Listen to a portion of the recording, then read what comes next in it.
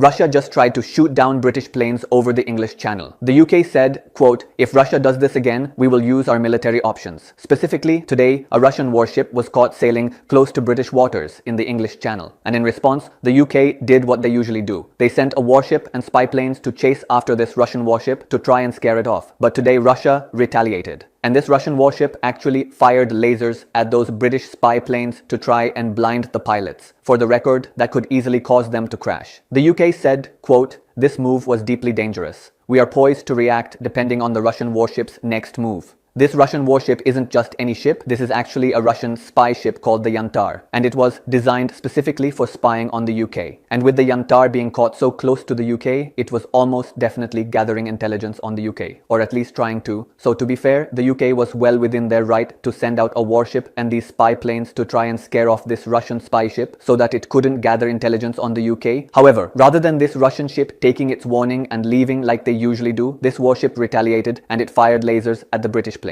But you need to know this isn't just a one-off event. Yes, this is far bigger than anything we've seen for a long time. But things like this have been happening over the last few months, more and more.